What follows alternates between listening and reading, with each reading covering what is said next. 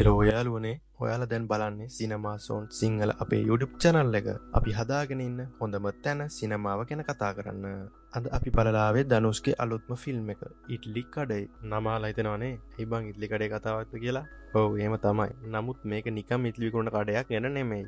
මේක ජීවිතේ උණුසුම ගැන කතාවක්. චිත්‍රපටය අධ්‍යක්ෂණය කරලා තියෙනෙත් ධනුෂ්. ඔහු මේ ප්‍රධාන චරිතයත් නිරූපණය කරනවා. අපි දන්නවනේ ඔහු කලින් පාපාන්ඩි, රායන් වාගේ ප්‍රොජෙක්ට් වලින් අධ්‍යක්ෂණය කරලා තමන්ගේ හැකියාව පෙන්ලා තියෙනවා. මෙවරත් ඔහු තමන්ගේ සිග්නේචර් ඉමෝෂනල් ස්ටෝරි ෆීලින් එක අරගෙනම මේ කතාව ගෙනාවා. නිෂ්පාදනය කරලා තියෙන සන් පික්චර්ස්. ඔයාලා දන්නවා එයාලා අනාට්ටේ, ජේලර් වගේ බ්ලොක් බාස්ටර්ස් හැදුවා ප්‍රොඩක්ෂන් හවුස් එක. කතාව කියන්නේ මුරුගන් කියන පුතා ගැන. ඔහුගේ තාත්තා ගම්මැද්දේ ඉඩ්ලි කඩයක් පවත්වාගෙන යන සරල කෙනෙක්. මුරුගන්ට ඒ ගම්මැද්දේ ජීවිතය ඇස්සේ ඉඳලා ලොකු ලෝකෙකට යන්න ඕන. ඔහුට ලොකු සමාගමකට එක් වෙන්න අවස්ථාව ලැබෙනවා. ඒ අවස්ථාවත් එක්ක ඔහුට තීරණයක් ගන්න වෙනවා සල්ලි පසුපස යන්නද නැත්නම් පියාගේ වටිනාකම රැක ගන්නද කියලා.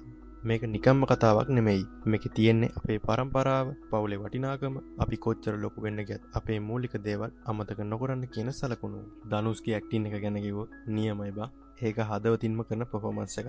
ගමේ කඩෙන් පටන්ගෙන නගරේ ඔෆිස් එක දක්වා කැරක්ටර් එකට කන්සිඩන්ට් එනර්ජි එකක් තියෙනවා. හැබැයි හොඳ දේවල් තියෙන විදිහටම දුර්වල පැත්තකුත් තියෙනවා. කතාව තවත් කන්සෙප්ට් එකක් වගේ නෙමෙයි. අතර මොහොතක කෙටි කාලයකට ස්ලෝ වෙලා යන එකක් තියෙනවා. ඒත් ඔය සරල හැඟීම සහ මැසේජ් එක හින්දා බලලා ඉවර කරන්නම හිතුන එක. අවසානයේ ඉඩ්ලි කඩයි කියන්නේ ඉඩ්ලි ගැන නෙමෙයි.